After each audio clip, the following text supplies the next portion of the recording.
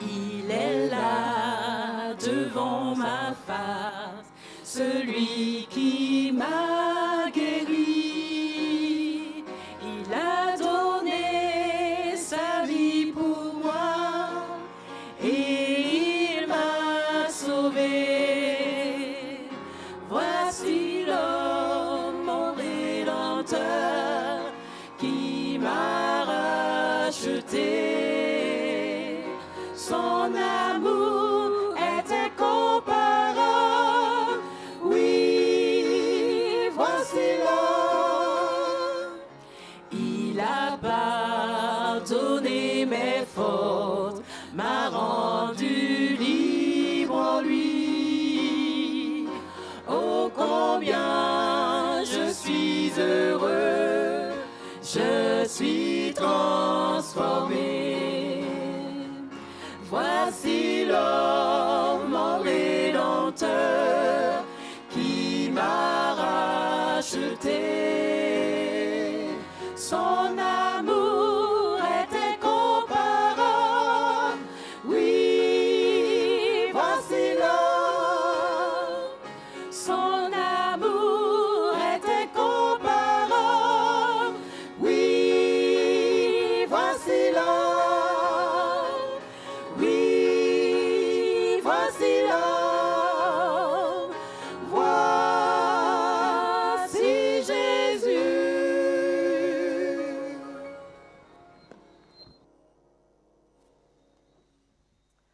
Chers amis, bonsoir. Je vous souhaite à nouveau la bienvenue parmi nous. Je sais que ça a déjà été fait. Avez-vous passé une agréable journée aujourd'hui? Formidable. Si vous êtes là, c'est que tout va bien. Et puis, s'il y a encore des choses qui ne vont pas, vous êtes à la bonne place. Par conséquent, je vous souhaite encore la bienvenue. Ce soir, nous aurons les choses un peu différemment. Donc, un petit souci avec mon ordinateur. Et nous n'aurons pas de vue, excepté les textes qui seront donnés, mais c'est aussi bien, d'accord? Aussi bien, et certainement nous allons mieux nous focaliser sur ce que la parole du Seigneur veut nous enseigner. Alors, notre série de conférences s'intitule, vous vous rappelez? Voici l'homme, voici l'homme. Et ce soir, mesdames et messieurs, le sujet sur lequel nous allons nous arrêter, l'histoire de Dieu. Quelle est l'histoire de Dieu? Connaissez-vous l'histoire de Dieu? Alors, c'est ce que nous allons découvrir ensemble. Demain soir, nous ne serons pas ici. Nous allons nous retrouver vendredi soir. Et vendredi soir, nous allons avoir encore un autre sujet passionnant. Donc, demain, nous ne sommes pas là, vendredi et samedi matin. Donc, pour ceux et celles qui ne pourraient être là samedi matin à partir de 8h45, bien, je vous donne rendez-vous à 10h parce que je vais parler à partir de 10h. Donc, si vous ne pouvez pas être là à 8h45, soyez présents à 10h. Je rappelle que mercredi de la semaine prochaine, donc en 8 jours, nous aurons une soirée spéciale, une soirée de prière. Et je vous invite déjà à faire des plans pour y être. Emmenez vos amis, emmenez vos parents, venez avec vos sujets de prière. Mais dès à présent, je sais que vous êtes venus, vous avez déposé pour la plupart vos sujets de prière dans l'urne, c'est bien cela? Et nous pouvons prier. Est-ce que pour ceux qui prient depuis déjà quelques jours, vous voyez Dieu faire quelque chose déjà dans votre vie? Oui ou non? Oui. Alléluia, gloire à Dieu. Continuons à prier et à faire confiance à Dieu. Et très certainement, nous verrons l'Éternel agir. Est-ce qu'il y a encore d'autres personnes qui voudraient glisser leur sujet? C'est confidentiel. Je ne pourrai pas ouvrir la boîte pour aller chercher ce qu'il y a dedans. Vous n'avez aucune crainte à avoir. Et lorsque nous aurons terminé, tout va être brûlé. D'accord? Croyant que notre Seigneur, lui, il sait lire ce qu'il y a à l'intérieur de cette boîte et il répond déjà. Je vous invite donc à vous tenir debout et nous allons prier sur ces différents sujets. Éternel, notre Dieu, notre Père, nous sommes dans ta maison ce soir parce que nous croyons qu'avec toi, nous sommes en sécurité. Merci pour la paix que tu mets dans nos cœurs. Merci pour l'assurance que tu nous accordes, que nos prières sont entendues. Et lorsque nous te les présentons avec foi, tu y réponds. Alors reçois ces différents sujets en ce soir. Visite tes enfants qui, d'une manière ou d'une autre, Seigneur, se posent des questions, s'interrogent et se tournent vers toi, te font confiance. Alors, dans ton amour, dans ta bonté, dans ta miséricorde, daignes-tu répandre ton amour sur chacun de nous et répondre, Seigneur, aux différents besoins de tes enfants. Toi qui sais mieux que nous ce qu'il nous faut, donne-nous ce qu'il faut, afin que nous continuions à vivre, afin que nous continuions à te chercher, afin que nous continuions à te servir. Merci, mon Dieu, mon Père, d'être avec nous en ce soir. Saint-Esprit, sois avec nous, dirige-nous et aide-nous à comprendre le message que tu as pour nous. Je t'ai prié au nom de Jésus et pour ta gloire. Amen. Je vous invite donc à vous asseoir.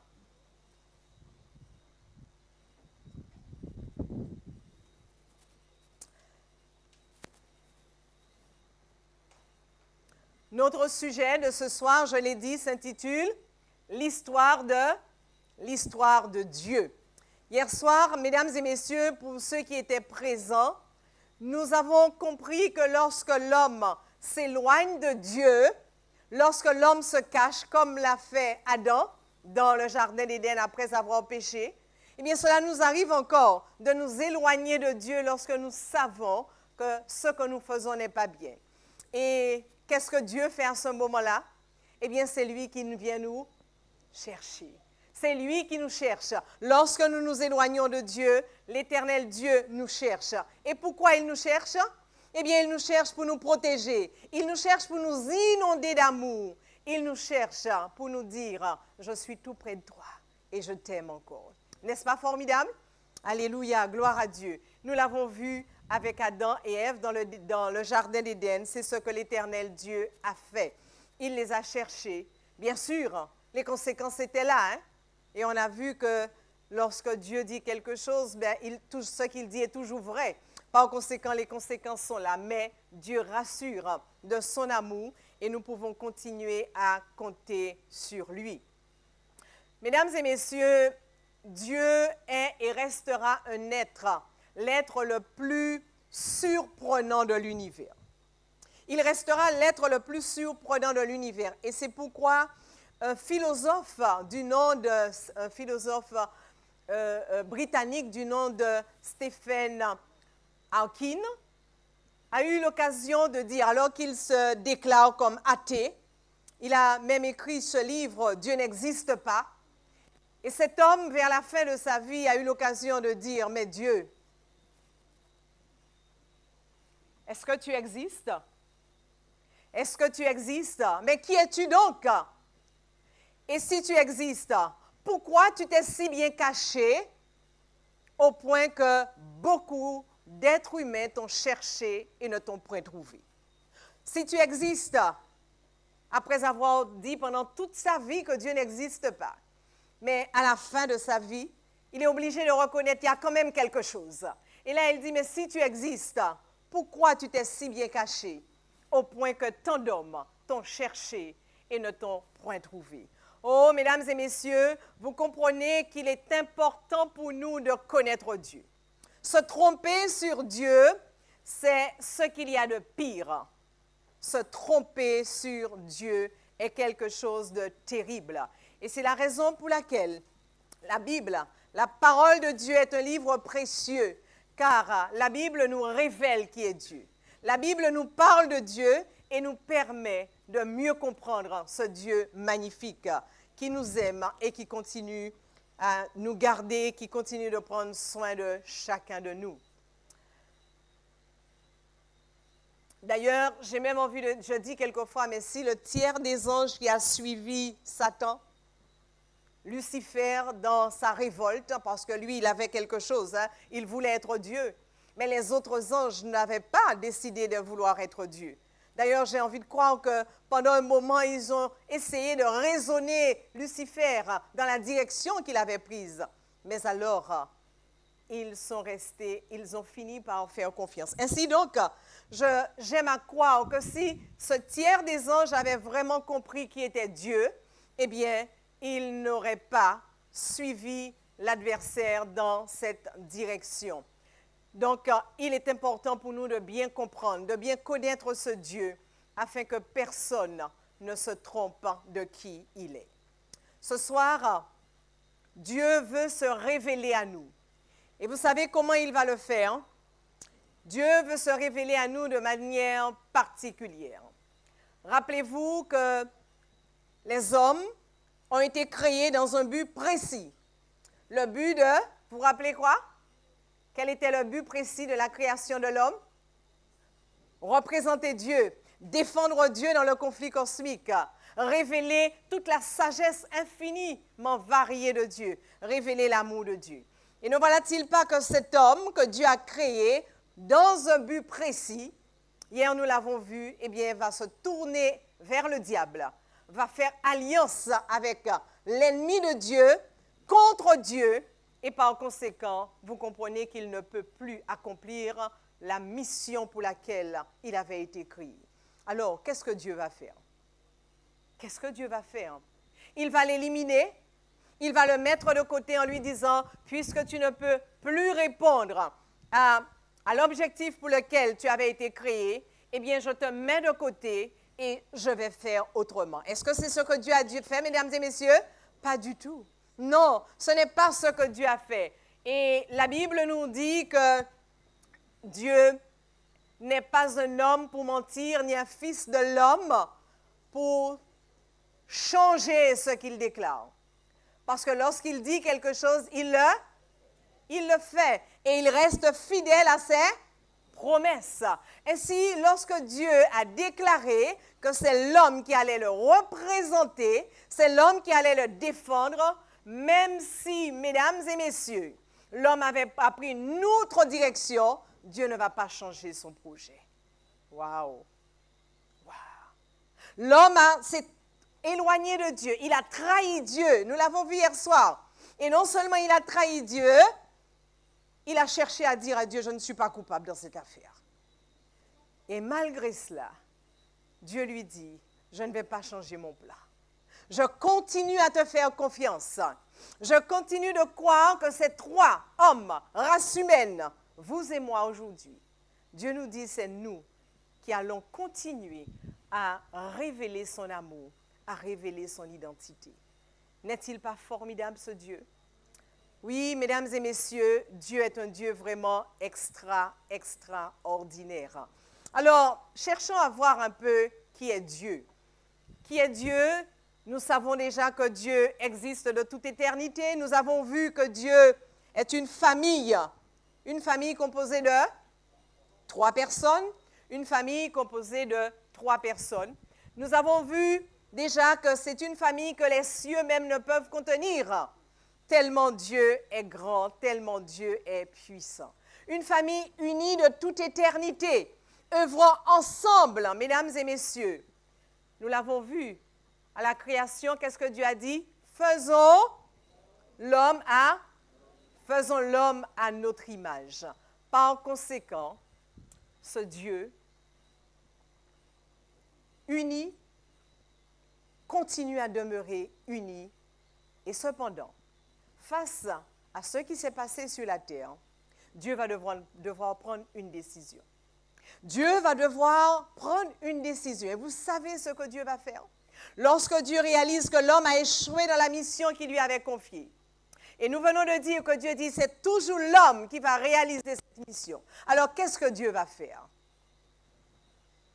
Je vais vous inviter à lire avec moi au psaume 40 et les versets 7 à 9. Et vous allez voir, mesdames et messieurs, ce que Dieu va déclarer. Il s'agit là d'une conversation privée au sein de la famille divine. Psaume 40 et les versets 7 à 9. Et voici ce que membre de la divinité, un membre de la famille divine déclare. Tu ne désires, Dieu s'adressant à Dieu, disant, tu ne désires ni sacrifice, ni offrande. Tu m'as ouvert les oreilles. Tu ne demandes ni holocauste, ni victime expiatoire. Alors je dis, je viens avec le rouleau du livre écrit pour moi. Je veux faire ta volonté, mon Dieu, et ta loi est au fond de mon cœur. Amen. Amen. Il s'agit ici, mesdames et messieurs, une conversation qu'il y a entre les trois membres de la divinité. Et un de ces membres de la divinité déclare, « OK, l'homme a fait ce qu'il ne fallait pas. Et maintenant on comprend, puisque nous ne pouvons en aucun cas changer le plan que nous avons mis au départ. Il faut faire quelque chose. Alors, puisque l'homme a péché et qu'il ne peut pas représenter Dieu comme il l'aurait dû, eh bien, Dieu dit, nous, Dieu, nous allons devenir hommes. Vous m'avez entendu? Pas bien? On ne m'a pas entendu bien. Dieu dit, un membre de la divinité, alors on revient sur le premier verset, un membre de la divinité dit clairement, nous l'avons compris, tu ne désires Dieu ni aucun sacrifice. D'ailleurs, il n'y a pas de sacrifice pour régler ce problème. Tu ne veux pas d'holocauste. S'il n'y en a pas, on ne peut rien faire pour régler le problème du péché. Car nous l'avons vu, par un seul homme, combien sont devenus pécheurs? Tous sont devenus pécheurs. Et si tous sont devenus pécheurs, par conséquent, quelle que soit la génération, l'homme ne pourra jamais représenter Dieu, représenter l'amour de Dieu. Et pourtant, c'est la race humaine qui doit faire cela. Alors Dieu déclare, eh bien, nous Dieu va devenir un homme. Dieu va se changer en homme. Dieu va devenir homme et de là, Dieu, avec la race humaine, va pouvoir régler le problème. Mesdames et messieurs, chers amis, c'est vraiment un message époustouflant, j'ai envie de dire. C'est un message qui secoue. C'est un message, mesdames et messieurs, qui nous interpelle. Comment Dieu, ce Dieu que les cieux ne peuvent contenir, eh bien, ce Dieu décide, nous allons quitter le ciel. Tout au moins un membre de la divinité, un membre de la famille divine déclare, je vais quitter le ciel, je vais quitter le trône, je vais vous laisser, vous les autres compagnons, je vais descendre sur la terre. Et là, je vais pouvoir devenir un homme et montrer à l'homme comment remplir la mission. Quitter le ciel. Chers amis, c'est vraiment un mystère. Et c'est ce que nous appelons, en tant que chrétiens, le mystère de l'incarnation. C'est ce qu'on appelle le mystère de l'incarnation. Le mystère de l'incarnation parce que c'est un véritable mystère. Comment comprendre cela? C'est un mystère que l'homme ne peut pas comprendre. Par conséquent, il est important que Dieu nous explique tout cela.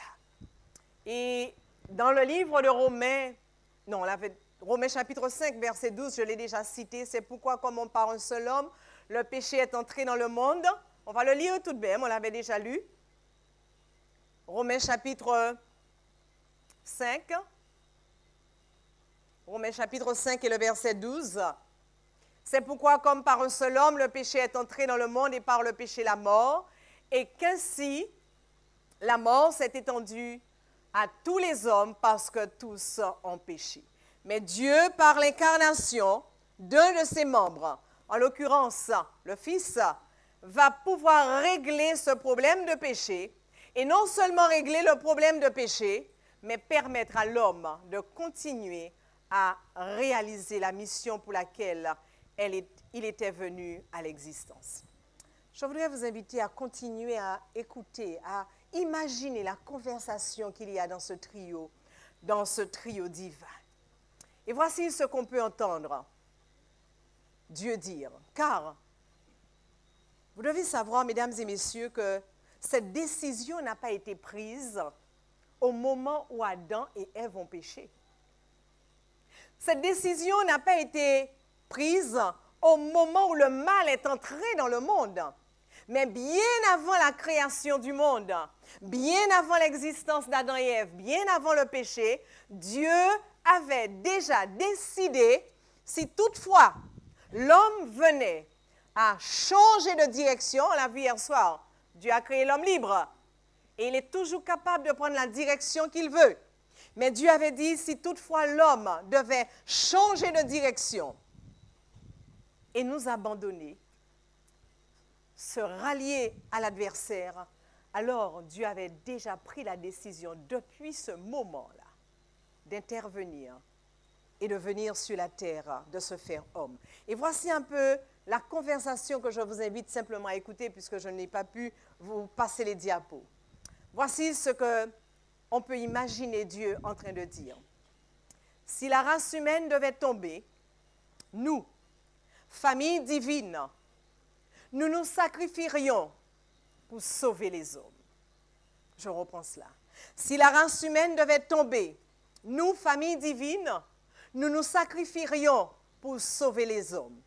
Un membre de la famille divine quitterait alors le trône céleste pour devenir un homme parmi les hommes.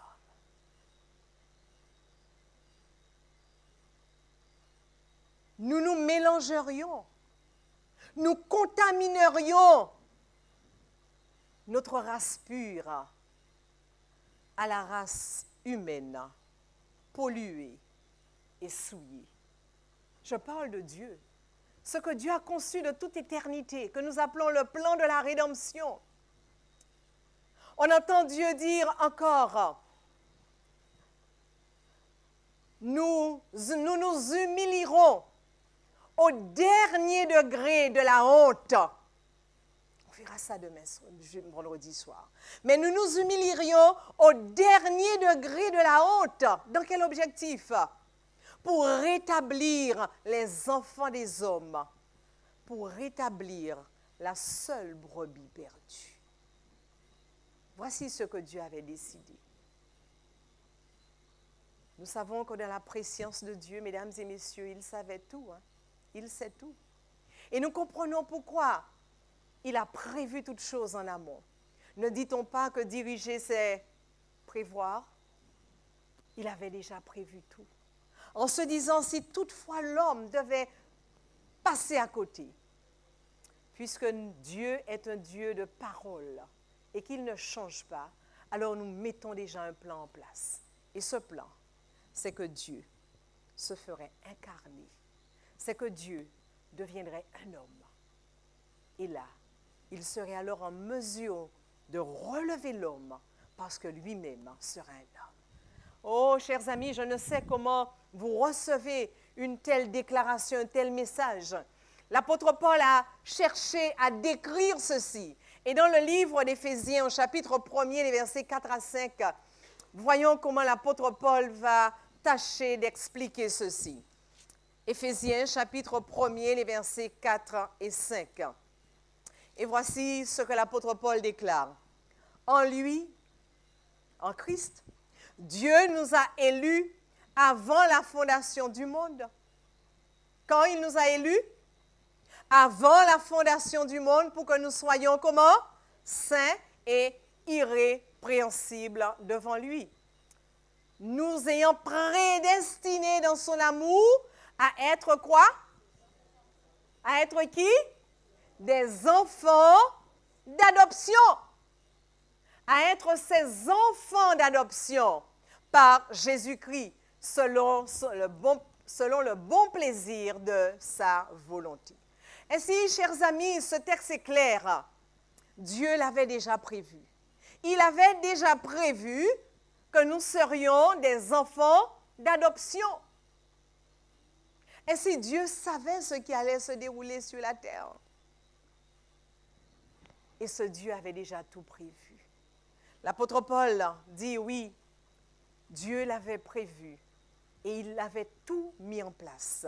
Mesdames et messieurs, chers amis, le Dieu que nous servons et que nous connaissons est celui qui avait déjà tout planifié, y compris venir sur la terre en tant qu'homme, s'incarner dans une peau d'homme, dans une vie d'homme, et demeurer un homme.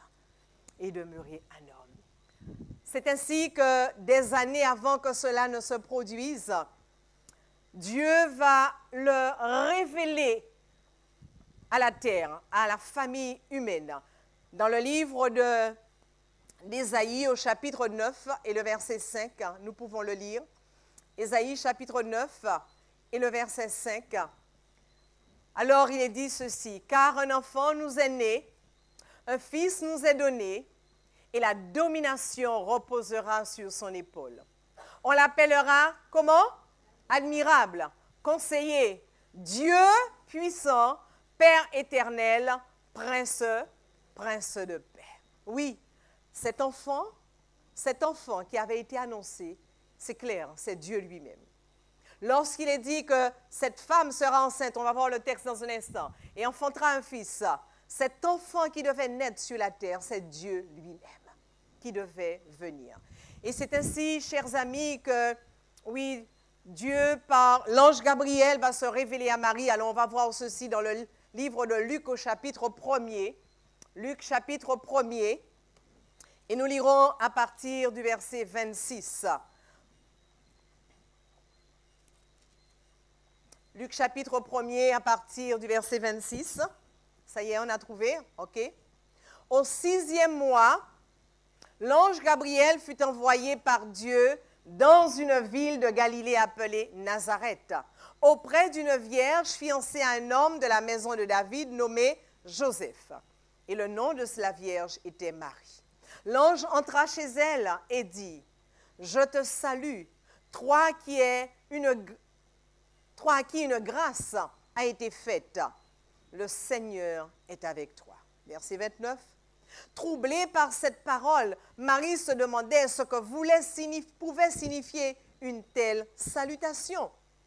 Alors l'ange lui dit, « Ne crains point, Marie, car tu as trouvé grâce devant Dieu. Et voici, tu deviendras enceinte, et tu enfanteras un fils. Tu lui donneras le nom de Jésus.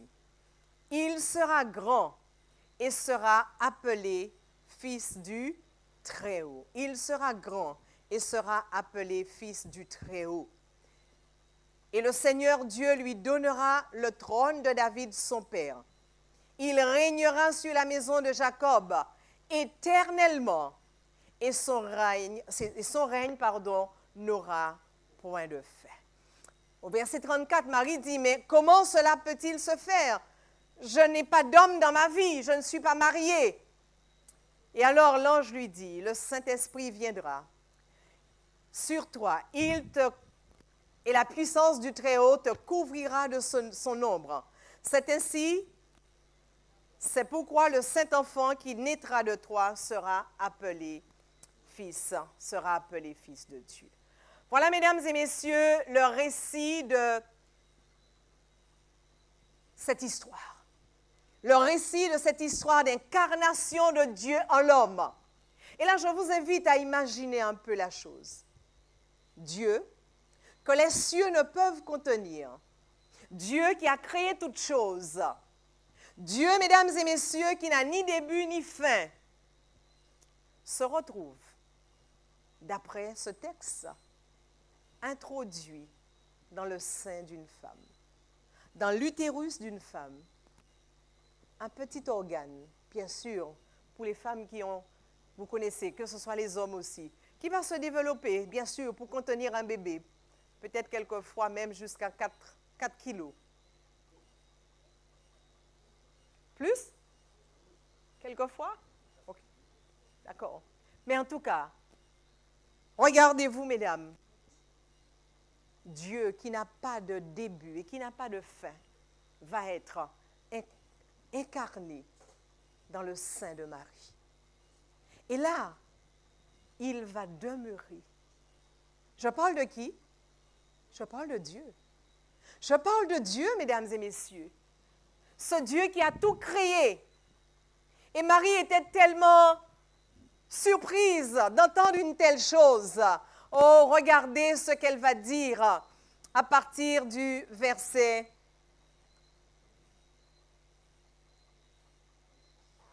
au verset 38. Voici ce qu'elle déclare au verset 38. « Je suis la servante du Seigneur, qu'il me soit fait selon ta parole. » Et l'ange la quitta. « Qu'il me soit fait selon ta parole. » Parce que je veux croire qu'ici, il est vrai que depuis des générations, on attendait cet enfant qu'Ésaïe avait annoncé. Mais c'était tout de même surprenant. Et Marie de dire alors qu'il soit fait selon ta volonté. Oui, chers amis, l'une des 3 personnes de la famille divine,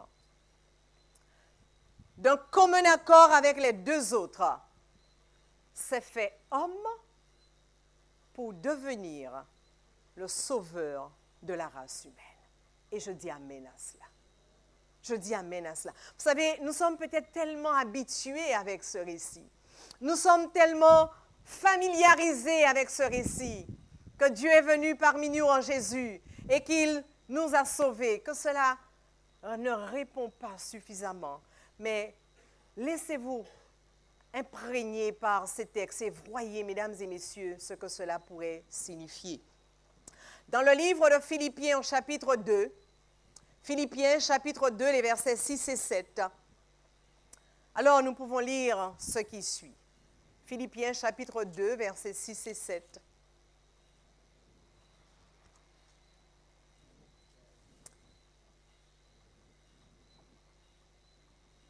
Lequel, Jésus, un membre de la divinité,